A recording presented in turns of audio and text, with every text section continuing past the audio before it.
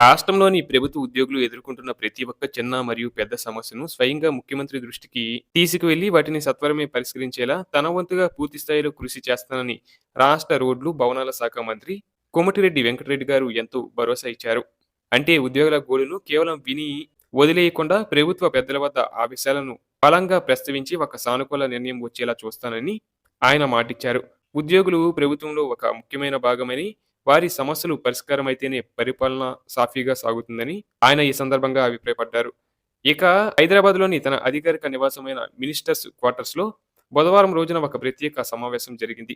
అందులో నల్గొండ జిల్లాకు చెందిన టీఎన్‌జీఓ యూనియన్ సభ్యులు మరియు నాయకులు ఆయనను మర్యాదపూర్వకంగా కలిశారు. ఈ సందర్భంగా నల్గొండ జిల్లా టీఎన్‌జీఓ సంఘం వారు అత్యంత భక్తి శ్రద్ధలతో, క్రమశిక్షణతో రూపొందించిన నూతన సంవత్సర డైరీ మరియు క్యాలెండర్‌ను మంత్రి కోమటిరెడ్డి వెంకటరెడ్డి గారికి సగర్వంగా ఆవిష్కరించారు. ఈ ఆవిష్కరణ కార్యక్రమం కేవలం ఒక సాంప్రదాయం మాత్రమే కాకుండా ఉద్యోగ సంఘాలతో ప్రభుత్వానికి ఉన్న సత్సంబంధాలను మరియు సమన్వయానికి ఒక నిదర్శనంగా నిలిచింది. ఈ సందర్భంగా హాజరైన యూనియన్ నాయకులతో ఆయన సుదీర్ఘంగా ముచ్చటించారు. వారు విన్నవించిన సమస్యలను సావధానంగా విన్నారు. ముఖ్యంగా ఉద్యోగులు మరియు వారి కుటుంబాల ఆరోగ్య భద్రతకు సంబంధించిన ఎంప్లాయీస్ హెల్త్ స్కీమ్ ఈహెచ్ఎస్ అమలులో ఉన్న ఇబ్బందులు, ఆసుపత్రులకు చెల్లించాల్సిన పెండింగ్ నిధుల వల్ల ఉద్యోగులు పడుతున్న ఇబ్బందులను ఆయన గుర్తించారు. పెండింగ్‌లో ఉన్న వివిధ మెడికల్ రీయింబర్స్‌మెంట్ బిల్లులు మరియు ఇతర సర్వీస్ సంబంధిత క్లెయిమ్ బిల్లులను వెంటనే క్లియర్ చేసేలా ఆర్థిక శాఖతో మాట్లాడుతానని చెప్పారు.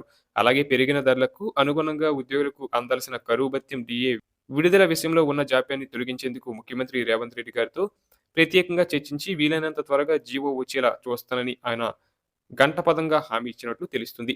కేవలం ఆర్థికపరమైన సమస్యలే కాకుండా ఉద్యోగుల సామాజిక ఐక్యతకు ప్రతీకగా నిలిచి మౌలిక సదుపాయాల గురించి కూడా మంత్రి ఎంతో సానుకూలంగా స్పందించారు.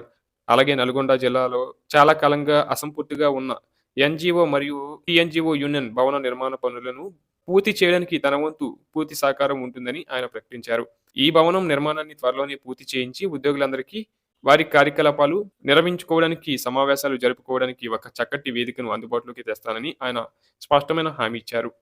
ఒక మంత్రిగా కాకుండా ఒక బాధ్యతాయుతమైన ప్రజాప్రతినిధిగా ఉద్యోగులందరికీ అండగా ఉంటానని చెప్పడం వారిలో కొత్త ఉత్సవాన్ని నింపింది.